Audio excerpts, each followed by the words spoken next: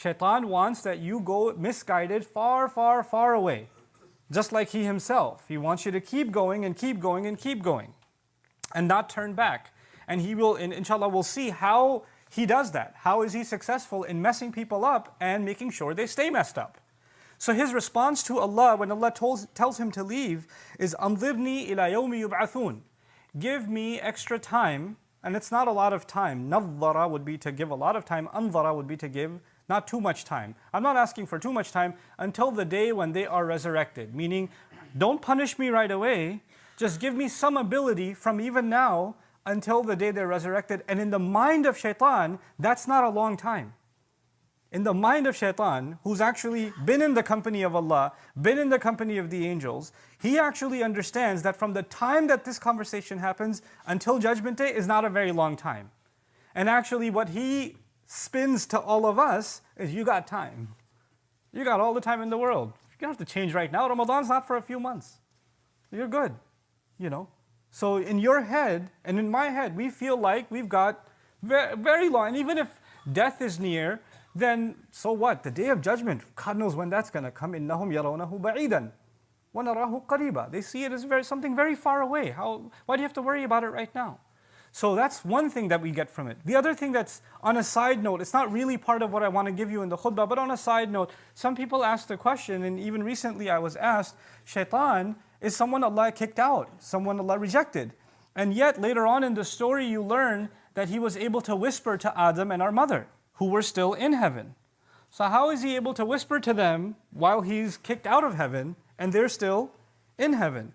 And possibly the answer to that is actually this ability Allah gave him. First of all, he stays at a distance. He's part of the meaning of his word. He stays at a distance. But Allah gave him the ability to have his whisper reach us anyway. And that's not so hard for us to imagine today, right? People are very far away from us and their voice reaches us by means that would, in any other century of world history, would be considered magic. I can see my mother from across the ocean. That's, in any other day and age, that would be called magic. Today it's just an iPhone. Or today it's just a video call, right? It's just a Skype call. So, but the idea that he can reach from a distance and can whisper is an ability that Allah allowed him to have until the day of resurrection. So, أَنظِرْنِي إِلَى يَوْمِ يُبْعَثُونَ, and Allah immediately responded, قَالَ إِنَّكَ مِنَ الْمُنظَرِينَ. Fine, you are among those who've been given some time. I'll let you have some free space, from some free roam to operate within that space. The other thing here is, why did he ask for time? He knows punishment is coming. And he knows it's not that far away. What's he hoping to gain? He knows for a fact he will not avoid Allah's punishment. He knows for a fact that he's been rejected. There is no success for him at the end of all of this. There is no saving himself. There is no asking for forgiveness. He's given up on all of those things. He's gone far away from all of those things. He's made up his mind. So what's he going to accomplish? In his mind, so long as I can prove to Allah that I'm not the only failure. I'm a failure, sure. But my success will be if I can prove that they're also a failure. Aha, see, you think I'm a loser? They're losers too. And I'll prove it to you. Just give me time. This is his success. In his head, that's a goal. And you know what? That's a goal like a virus that he infects other people with. There are some people in whose life the only thing is, I don't care if I accomplish or not. I just want to make sure this one doesn't accomplish. I just make sure this one doesn't get. This is exactly what happened later on in this surah, in the story of Habil and Qabil. They both offered a sacrifice. One sacrifice was accepted and the other says, well, how was his accepted? I don't care if mine was accepted or not. I can't have him be successful. That bothers me. You know, jealousy even between human beings. Jealousy between siblings, between loved ones, between spouses, between parents. I've even met children that have said to me, you know, I don't like my parents. Why don't you like my parents? Because they love each other so much, it bothers me. Really? That bothers you? Yeah, because I know I'm never going to have anything like that. It just makes me jealous. Whoa, that's heavy. I mean, it sounds weird and funny, but it's actually pretty heavy. That a person can actually feel that. Shaitan can make you want something. Even if you're not going to have it, I wish they didn't have it. So long as they're miserable, I just want to make sure they're miserable, then I'll be happy. There are some people who might just be, you know, they're okay so long as they don't hear from you. But if they find out that you're happy, if they find out that you were smiling, it really bothers them. Like, why is he happy? What just happened? I thought he disappeared. I thought she was miserable. And now I see this picture somewhere, or I see this video somewhere, or I heard from somewhere that they were happy. Huh? What is this? And then the thought of how did they get away with it? How are they smiling again? It just eats away at them. They can't get it out of their head. You know? This is from the devil himself. The devil can't see us succeed. And so he tells Allah, give me time and I'll prove my case. But then what he said, it's so loaded that it's not going to be done in one khutbah. His strategy it's not even a secret. He didn't even hide what he's going to do and how he's going to do it. He actually laid it all out. And Allah laid it all out for us because part of guidance, part of knowing the road is knowing the dangers on the road. So know your enemy, right? So you can't Allah didn't just give us directions. Here's how you get to heaven. Well, here are all the obstacles on your way to heaven. Here's all the obstacles that will keep you from succeeding. And here's your enemy waiting for you. So he says to Allah, قَالَ فَبِمَا أَغْوَيْتَنِي.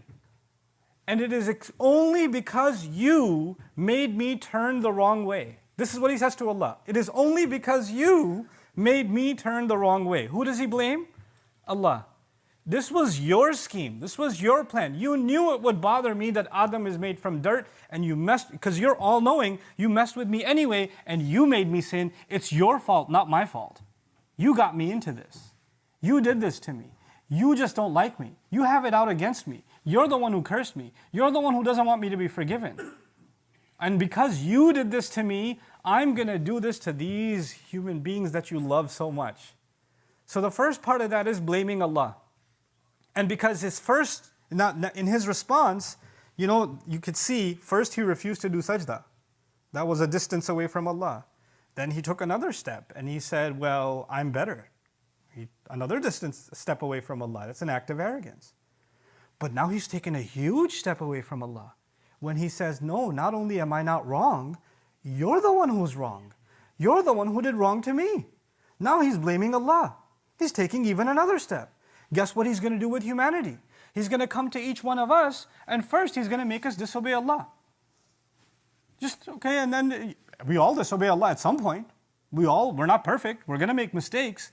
But that's one thing. But then and maybe one time you make a mistake, you feel bad, you ask Allah to forgive, you repent, you cry, you feel guilt inside you. That just makes you human, and that makes you like Adam A.S. But he comes and makes you sin again, and convinces you to sin again, convinces you to sin again. And the next time, he adds another worse step that takes you, it's way worse than the sin. Sin is bad, but something way worse is when you start justifying it. It's way worse. When you start giving a logical explanation for why you sinned. Well, I was under a lot of pressure, or I did this, or I had this reason or that reason. You don't understand what I was going through. I was really upset at the time. I have my reasons. When you start doing that, you're being like the devil. He's taking another step away. Taba'ada, shatana. Another step away from Allah. But the worst of it all is someone keeps going down a road of sin, and then when you say, why are you going down this road? You say, Allah wants it this way. If Allah wanted, I would have been a better person. I don't even know why He hates me so much. God just doesn't like me. What has He done for me? And you find people that have now drowned themselves in sin, now speaking about Allah in that way, exactly the step-by-step procedure Shaitan took to take another step, before he's an infinite number of miles away from Allah.